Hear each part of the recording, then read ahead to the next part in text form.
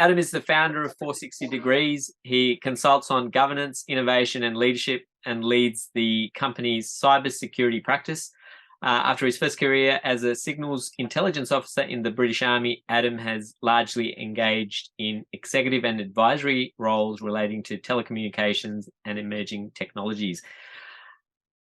I want to ask you, Adam, what inspires you to be at and lead 460 Degrees? Yeah, look, I've had leadership roles all my life, and I'm a big believer of service leadership, or serve to lead, which is actually the motto of Royal Military Academy Sandhurst. And so the pleasure I get is whether it's leading a company as a chairman of a board, or whether it's leading a practice, of cybersecurity experts. It's about the interactions with people, and I get a real pleasure from us working together and bouncing off each other and making something. What's the thing about making the sum of the parts greater? And for those, I know a bit about 460 Degrees, but for those people who don't know, what does 460 Degrees do, and what are the types of customers that you serve? 460 Degrees is the first expert management agency on the planet. An analogy would be it's talent management rather than just a little bit maybe like an actor would be talent managed, or a sports personality. So fundamentally, we're in the business of making champions in a particular field, for example, cybersecurity, the best in that field. And what that means is from how we support them from a brand perspective, how we improve their exposure, broaden their exposure to a market, how we also introduce them to a broad blue chip logo customers that we have, clients that we have. So it's about how do we help them be the best they can be, rather than promoting 460 Degrees. We're about promoting the expert, powered by 460 Degrees. So it's really creating that win-win scenario. Yeah, no, absolutely. Obviously that serves the champion or the expert, and it definitely serves us in terms of having access to great capability. And the full journey, as we've done recently with a company called Sezu.digital, is where we spin off the champions in a new entity. So they're supported by 460 Degrees. That company is particularly around digital trust. How do we support digital trust in the modern age, which of course relate quite heavily to cybersecurity. And that's now spun off as a separate company, and the ownership will transfer over a period of time to the champion or the expert. Excellent. And let's talk about what you're passionate about and what you lead at 460 Degrees, and that being cybersecurity. Australia's seen a string of cyber attacks in recent weeks. Are we seeing this on the increase, or is it that we're seeing more of the conversation and it being reported in the media? Definitely a bit of both. There's no doubt that the threat agents have become more predominant.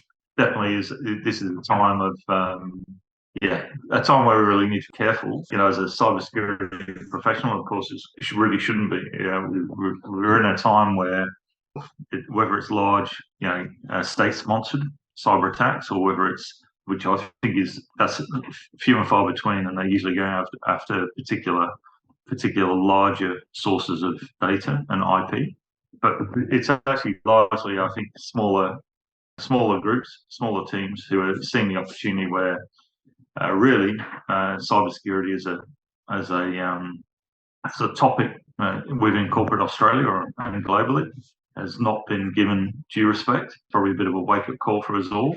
Really, it's not something that is the responsibility of the IT department, but is the responsibility of all to make sure we're protected. I think it also draws attention to the human part of it, and that's something we're very big on in 460 Degrees in our cybersecurity practice. People that are involved in everything, of course, they are all the time. We've had a history of in cybersecurity of really just looking at technology solutions. So throw up another firewall, put another virus checker in, do another pen test, that sort of stuff. And it really doesn't cut it, because it's a fact that most of, if not all, really, when you consider that humans are involved at every level, cyber incidents are root causes a human decision. That might be a mistake, it might be indifference, it might be a deliberate act. So something we're very big on is how do you bring into the human behaviour part of that into the traditional CIA quadrant, and that would be my answer. I think it is a bit of both. I don't think there's a huge amount of additional activity from the large state-sponsored threat actors, but I think it's definitely more of an opportunistic, grab attacks from smaller businesses, because it doesn't take too much to criminal organisations. It doesn't take too much to write a phishing email. It really doesn't take an awful lot of science or genius. Yeah, that's it. That's my answer. No, and I can certainly relate to the human element. I have been caught to a scam, and it came from an account which I trusted because it looked legitimate. It was from a person I knew. I've talked to them personally, and I've known them for a long time. Created a copy of that account. They put their family photos up, and I was messaging a total stranger. So it certainly happens to anyone, and I've definitely stepped up how I operate, not to trust any accounts other than if I can talk to them and see them and take action that way. And that's the thing, it's so again, and you're pretty tech savvy, Harsha, and yet somebody can at least get you to question whether or not you're going to respond to an email. So I think that's probably the point. It is all about us as human beings and how we behave, how we respond to that unsolicited email. Yeah. Or an email which looks like it comes from somebody we know. Yeah. And it's trust, right? Who do we trust, and is there a process that we can build into the way we operate, not to become frightened, but we go, okay, we take some steps initially before we take action. That's right. And that's a digital trust part. It's really important. I think some of the listeners on this video will be asking, are these more sophisticated attacks, or do businesses in general not have the adequate protection that they currently need? Yeah, I mean, so there are sophisticated attacks, but they're not against, URI or small business or whatever. Of course, they're state-sponsored for actors who are they're very sophisticated. But I don't think that's the majority of them. They're not really the ones we need to worry about. They're for somebody else to worry about. They're not sophisticated attacks. The Optus one wasn't a sophisticated attack.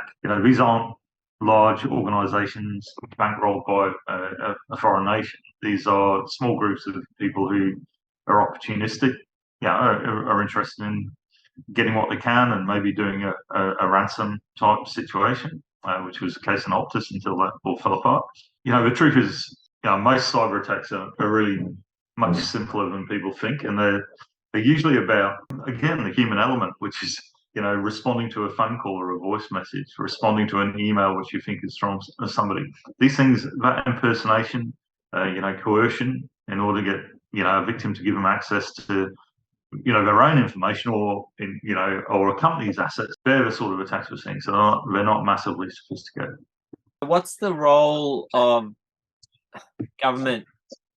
Should it be doing more in the short term and the long term to protect Australians and businesses against these types of attacks, do you think?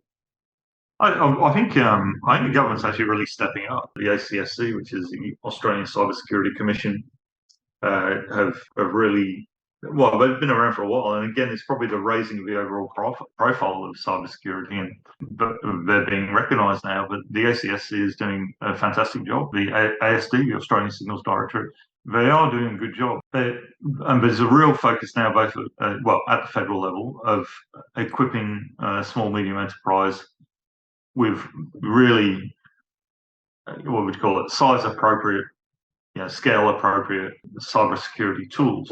So they are providing the advice, and the government is doing, I reckon, a pretty good job in that regard. It's those businesses, but it's also all of us as individuals, as human beings. We all need to become more informed about what are the risks. We all know people talk about identity theft and all of that sort of stuff.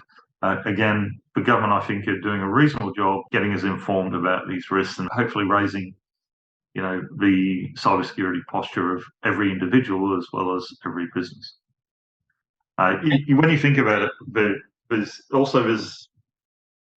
it's important to note, there's the Critical Infrastructure Act, which was just updated recently, which is really looking at critical infrastructure, and the government are investing, I think, appropriately, significantly, in how do we secure things like our food supply, power grids, maritime ports, all of those things, which is probably a little bit like the pandemic.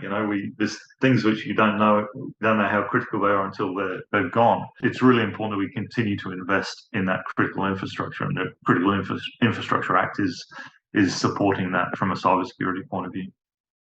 I would like to see further engagement, between the government and agencies with small and medium business. I'd always like to see more of that going on. I think it's an appropriate level at the moment, and I just hope that the focus continues.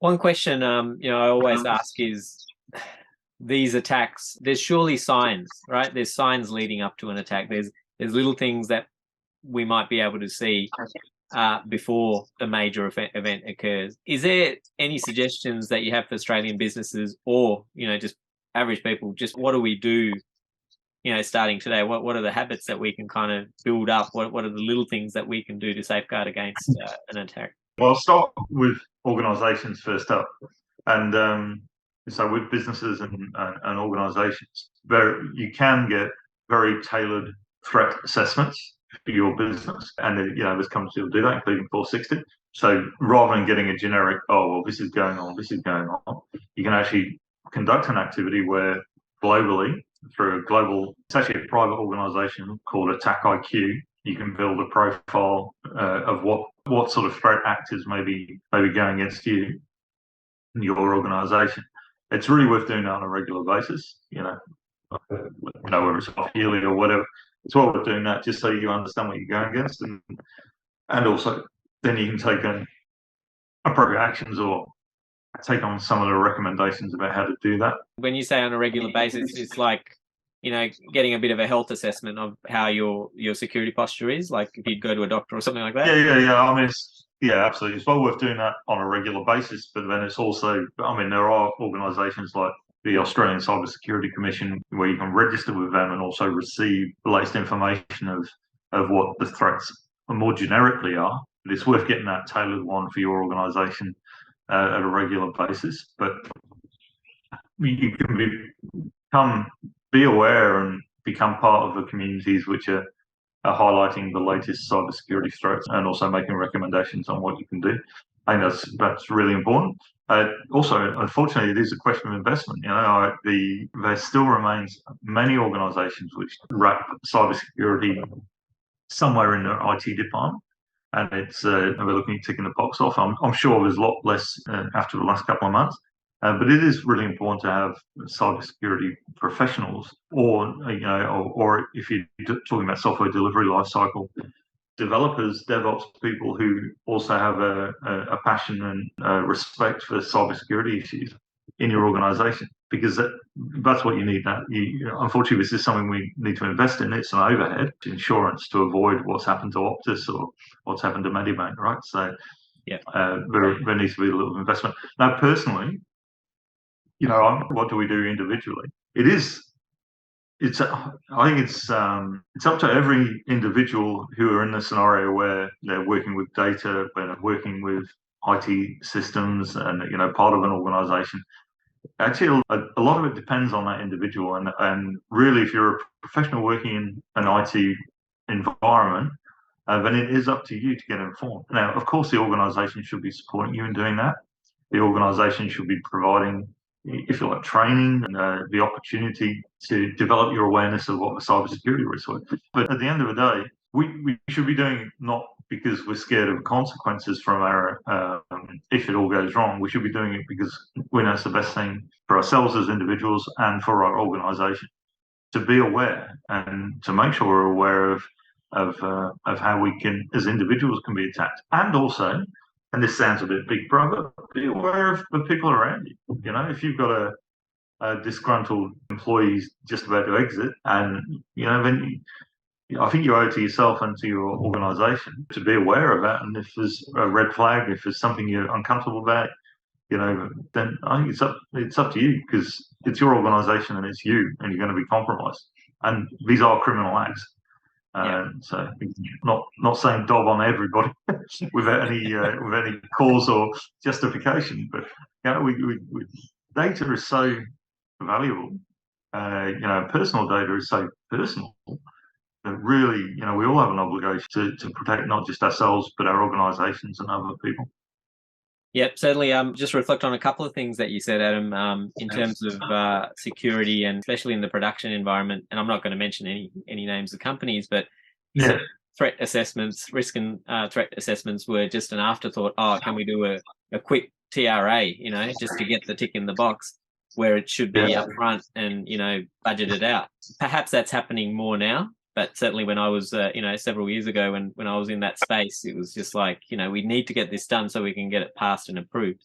And also with the disgruntled employees, I've had a personal interaction with someone. So we were in a company. Pretty much everyone in the section got not laid off, made redundant. Yeah. And he was talking about doing some of those things that you said, and I was like looking at him going, no, you probably don't want to, mate. He wasn't going to do it, but the thoughts were coming, right? So if you catch a human at the right time or the wrong time, they're going to go out and do these things. So certainly to protect a business, you've got to have those processes in place. And they're not just, well, of course it is a business, but it's also the data, which might be personal data, they would seek in order to hurt the organisation they're disgruntled with. So yeah, it's an important responsibility for us all. It's a criminal act, right? That's it. So we've talked about a little bit of doom and gloom, but is there something bright on the end of this? What can we look forward to? What picture that we can paint, for a business, to a position for them to be in?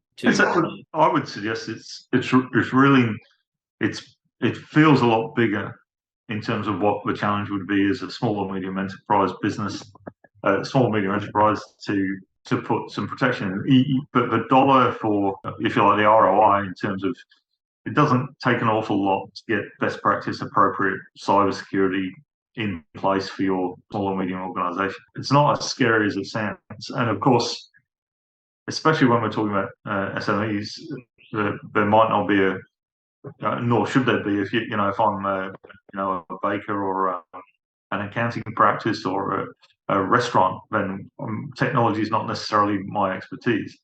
But I guess what I think the silver lining to the cloud is there's a bit of a wake up. There's lots of resources, some government resources. There's lots of resources and access to services, which mean you can do stuff which will make a big impact in terms of your security posture without big dollars. So I think that's positive, and it'll protect us all. Great, thanks for joining me today, Adam. I think this is it's certainly brought to light an issue businesses in Australia need to start to look at and create some habits and processes around. We'll certainly have some details about you if people are interested in contacting you or 460 Degrees about engaging your services. Once again, thank you, and I'll leave the invitation open to discuss future things as they arise. No problem. Thanks, Harsha.